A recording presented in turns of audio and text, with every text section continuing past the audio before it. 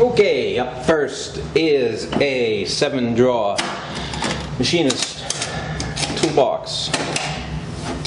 This is made by Craftsman. I have most of my cutting tools and whatnot in here. So in the top here we have pretty much files, small files, little hand files, riflers or rifflers, or however you want to say them. Here's a package of them, which I just dropped one. My larger files. This one obviously is tapered, knife style, large. What is this? Mill bastard cut. Another mill. I believe this is smooth mill smooth. And this is just a little handyman's file that I like to use this to knock the edges off, just because they're really cheap files, and usually knocking the edges off of especially brass and stuff will really clog these up and kind of get them really nasty after a while. So these are pretty cheap and pretty plentiful. Mirror, and these are stamping punch, numbers and letters, 1/8 inch. Okay, let's go to some of the drawers. See up here, we've got miscellaneous Allen wrenches. This is a dead center. This is also, I believe this is a,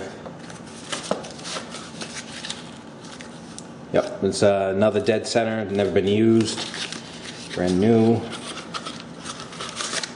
They're both number 2 MT. Here's a bunch of my cutting bits. Some of these have been ground, some of these haven't. So you're looking at 5/16, 1/4 inch, 3/8. Got 1/2 inch. Couple of cut-off blades. And what is this? What is this? It's tiny boring bar is what that is. It's a high-speed steel boring bar, not a carbide boring bar, obviously. Now most of these are M2 M2 high-speed steel. Some of them are cobalt. This one here is cobalt. If you can read that in the reflection. Right there, high-speed steel, CO8. They are Chinese bits. I'm pretty sure most of these I got off of Enco. Well, some of them I think are Israeli. What is this? This have a name. Rex. Some of them are actual name brands. And so that's in there. In here we have end mills. These are all end mills. Most of them are double-ended. Various sizes. A lot of them are brand new. And there's a 2 flute. Some of them non-center cutting. Non-center cutting. Center cutting. So they're mixed. These are, what are these? 60-degree dovetails. I have a set of these that I had got. I think the larger ones are in one of the other drawers. This is a really tiny end mill. 2 flute. Jesus. I don't know if the camera will pick that up.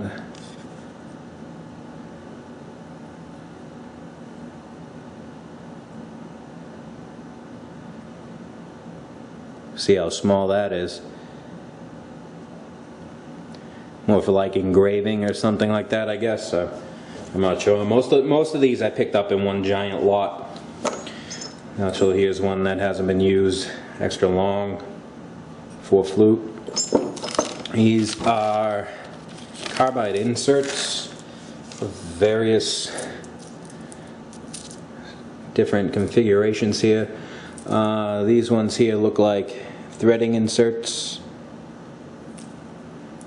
This is some sort of round insert. I'm not exactly sure what that is. It's a regular triangular insert. What else we got in here? There's another triangular insert. Here's another insert. Yeah, there's probably some sort of grooving insert of some sort. I don't know. I don't have indexable tooling.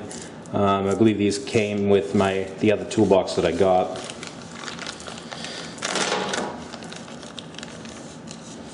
But you never know when I might get one, so we keep them right in there. And here we have, ooh, this is an end mill. Yep. A couple of fly cutters, various sizes. They're all 1/2-inch shafts, so I can use it with a 1/2-inch collet. Here's a larger 60-degree dovetail drift. For this is an adapter sleeve from 3 Morse taper to 2 Morse taper. Both of these blue boxes here are blank machinable Morse 2 tooling. This head here, this black part, is machinable. So you can make it into whatever you want, thread it or whatever, and make any kind of tooling that'll fit into your tailstock. I have 2 of these that I might end up using, figuring something out to make with these and make it a little project. It's actually why I got this too, so I could put them together and turn this in the headstock. And this, what are these? Plastic thing here. These are countersinks. So there's a countersink set. 82 degree countersink set. Missing the smallest one.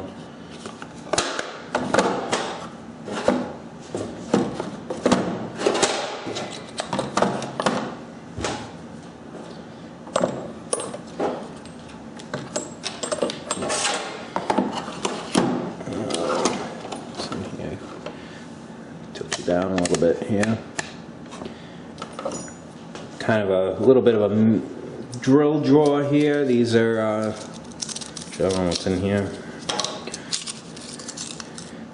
Bunch of different small drills. These are long, tiny center drills. Excuse me. It's a really tight spiraled drill bit. No size on there. A couple of reamers.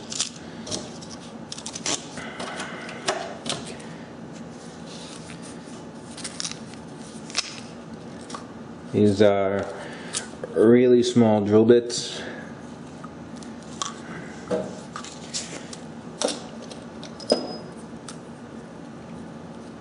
It's a small reamer.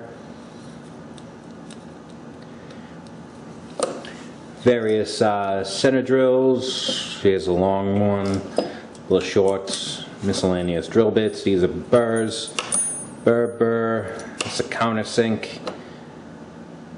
It's a 90-degree countersink, so these are from metric threads. That doesn't look like, what is this? This is a New York 1/2-inch. I believe this is 82 degree. That looks tighter than 82 degree. And that's definitely tighter than 82. Here's a 60 degree. Yeah, that's 60 degree countersink, I guess. This is 90-degree countersink. More small drill bits. And that's also what these are. Each vial is a different size of numbered drill bit. I think the smallest one I have here is looks like 75 would be the smallest one here. So let's see what that looks like. Oh, there you go. That's a number 75 drill bit.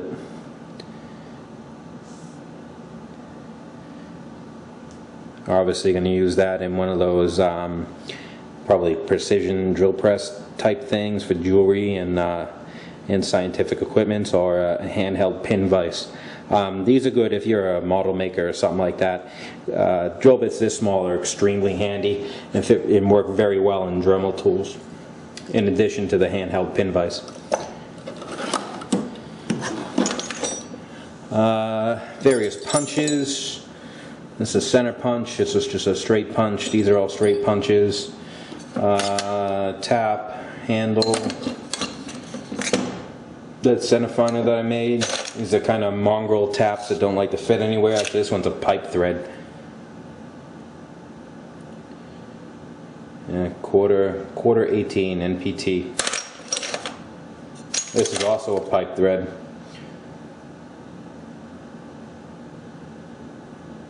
Eighth inch.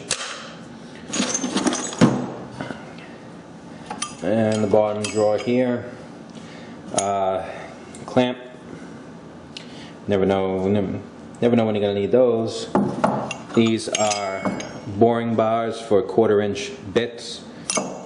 Various sizes of those, up to I believe 3/4 of an inch here. I got this is the biggest one. These are inserts for the tool holder that I have to shrink that down to hold these. This is a tool holder that will fit into my the quick change toolbox. This will hold the Dremel tool. The Dremel will screw right into there. This here, actually all of this goes like this. This goes like this, and that goes in there. There's the original lantern tool post that came with the lathe. This is a homemade boring block that I made. Just put the boring bar right in there, set screw right in the top, clamp it down. Only problem is your angle is set by your compound itself, because this slides directly into the compound. And this right here is the T slot, T nut for it that puts in the cross slide, and this is a South Bend 10-in-1 tool holder. You have a boring head here that rocks back and forth. It's one of those slightly adjustable ones there. You have a slot here that takes your up to a 3/8 inch tool bit.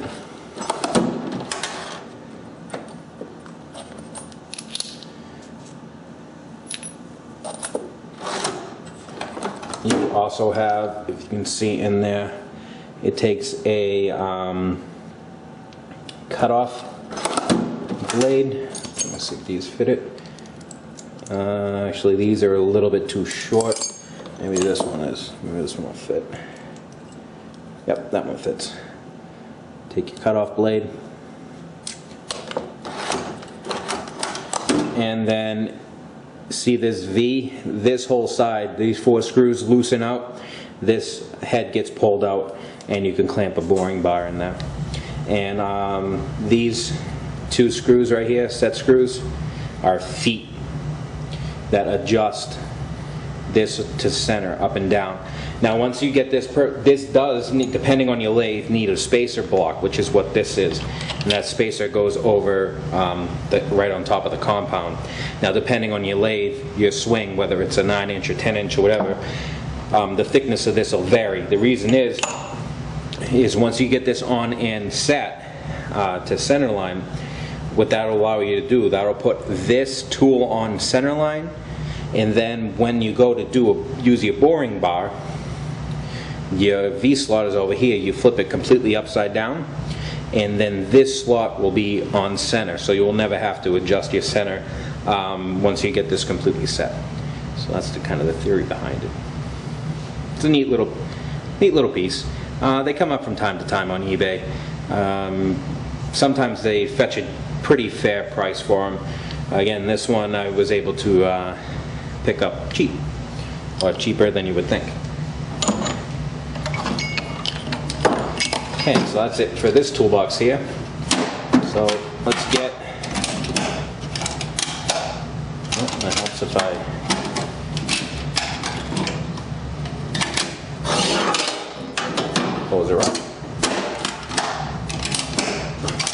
and we'll pull the next one up. Okay, next one up here is the 11 drawer Gerstner. So up top here we have small mag base. Now this one doesn't have an on-off switch on it, it's all the time magnet.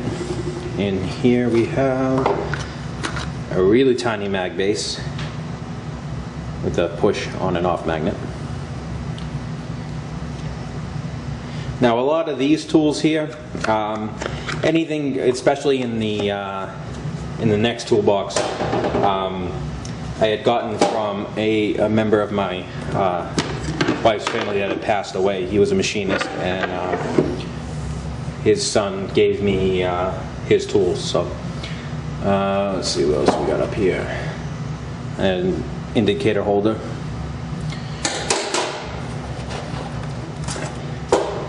Starrett indicator in the box. This was sent to me from a viewer. It's extremely nice.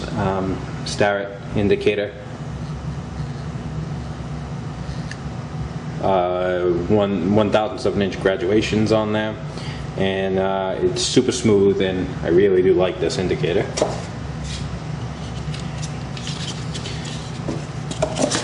So we got here, we have a Fowler magnetic base. Pretty much your standard magnetic base. We've seen one, seen them all. And this here, you've seen me use in one of the other videos. This is a Machinist Precision Level. This is an import version, but it does work extremely well for the price as compared to something along the lines of Starrett or something like that. Granted, the Starretts are probably better, but I mean, for a home shop, and you know, you can't really justify spending $300-400 on a level, and you can get one for about $60 or $70, something like that.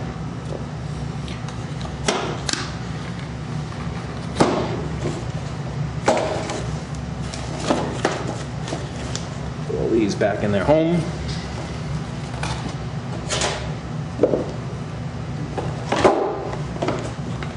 Now, all these tools were gathered over time. Obviously, I didn't go out and buy or procure these all at once. This has been over probably 3 to 4 years of collecting things. So up here we have pretty much a threading land. So we have that little tap follower that I made. This is a screw gauge. Interlock division. What is it? Charlotte, North Carolina. Screws and fasteners. Acme thread gauge for grinding tool bits for single point and Acme thread. Brown and Sharp thread gauge and fish. This is a set of thread wires for measuring threads. We'll do a video on that eventually. This is a pitch gauge, SPI, made in, I don't think SPI is Chinese, I think it's Japan. Yeah, made in Japan. And this is the 50 leaf one I got from 4 TPI. And the finest is, let's see, the finest is 84. And the nice thing about something like this, if you get ones, just make sure that the numbers are actually stamped on there, the thread pitch numbers. Some of them are, some of the cheaper ones have printed numbers on there. Those are just going to wear right off on you. So just, you know, spend the extra little bit of cash and get a decent one. I do not have a machinist handbook in there. I cannot find mine. I know I have one. I boxed it up and it ended up somewhere I just can't find. Up here we got just a couple of scribes. This is an automatic center punch brand. general manufacturing. Here we have a drill gauge. This is kind of one of those combo ones for your drill pitch, plus you can do angles, and it has a little ruler on it, and a tap chart on the side, and then goes all those functions which you can do with it.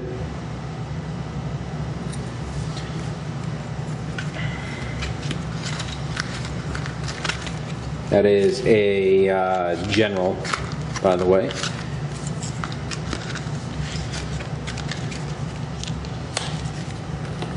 These are like feeler gauges. Yep, feeler gauges. These are, what are these? Radius gauges. That's what that is. Radius gauges.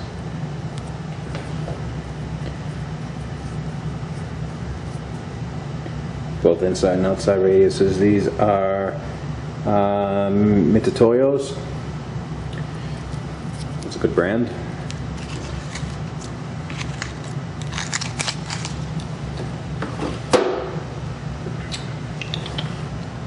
These are a little bit of a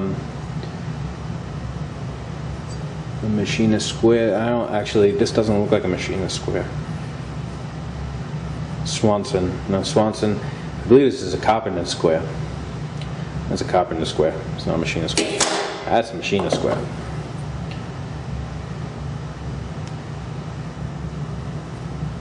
Made in USA.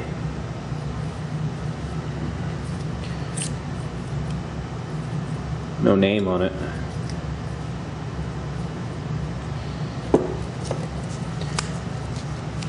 This is a ruler.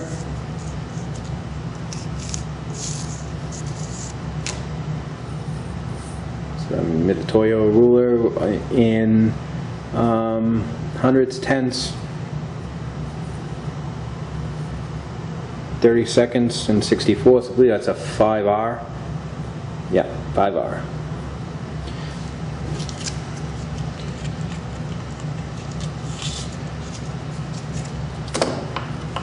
And this is made in USA. This is the same thing, pretty much. Yep. 5R. Yep, same thing. Just put that back in there.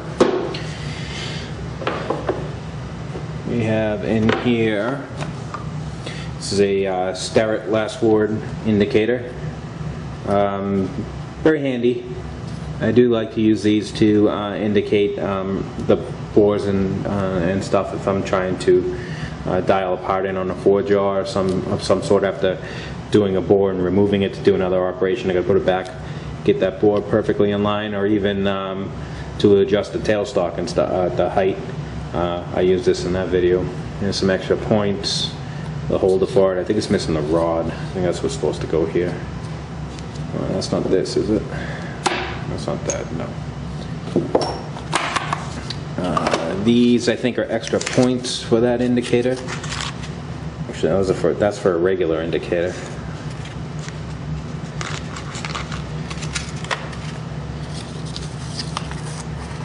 Yeah, no, those are extra points. Waiting in here. What do we got in here? We have it's a Mitutoyo outside micrometer. I believe this is, yeah, this is also, I got in the Toolbox giveaway from Keith Fenner. It's a Mitutoyo 25 to 50 millimeter micrometer, metric micrometer. In good condition. It's just missing the lock, but everything works. It's still, ratchet's still nice and clicky. Standards obviously pretty much never been used.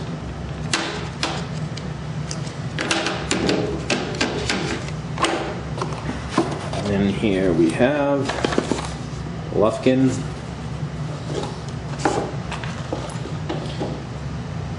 It's a 2-inch micrometer.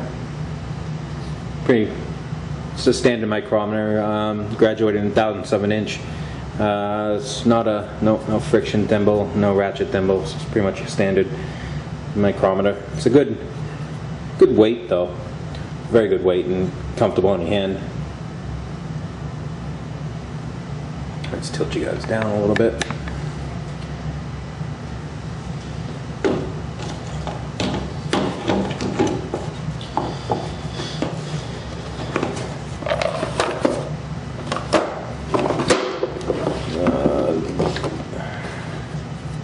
This is a 5-inch, what is this? Made in USA, Rhode Island, Brown & Sharp 5-inch micrometer. Graduated in thousandths of an inch. Ratchet's still nice and clicky.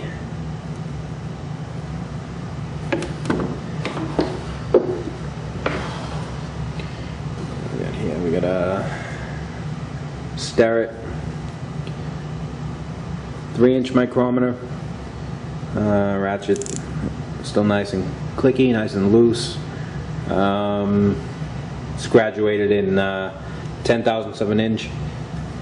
Lock works really nice.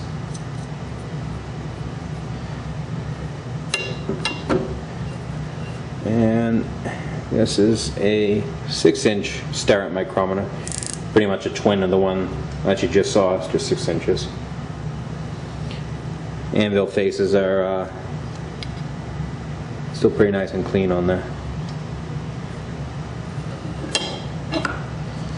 At the bottom here, some more stuff, some more goodies. We have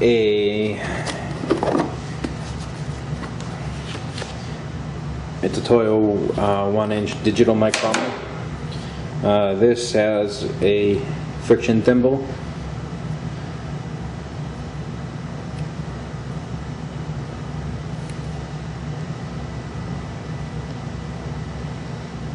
And battery's got to be dead. Oh. Yeah, battery's probably dead. I'll have to get a new battery for it. But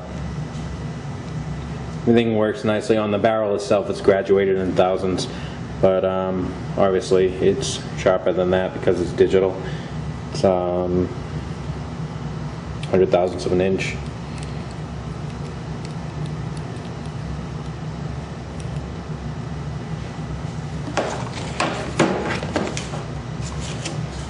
It does not have the standard, but it has the wrench. Here's a Starrett mic. This one also does not have the standard, but it does have the wrench. This is a 2-inch mic. It's like one of the newer styles. Still nice and okay. It looks pretty much brand new. Actually, there's not even a scratch on that except for a little serial number on there.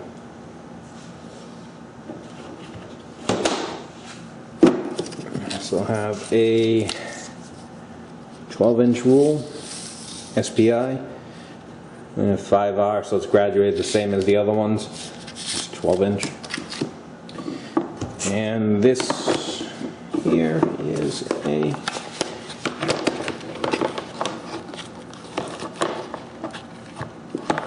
and it's got the standard.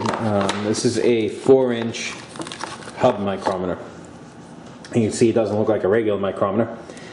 This is for reaching into a hub, like on pulley of some sort, to measure the actual width of it. Hook it, put it through the bore, hook it on the other side, and you can measure accurately the actual width of something. I actually picked this up at Goodwill. It was there for $5. Didn't need a hub micrometer, but you know what? Couldn't pass it up.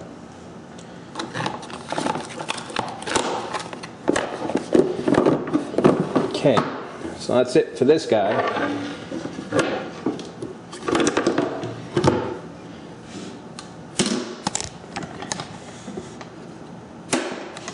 So we have one more box to go. So, truck that box up here.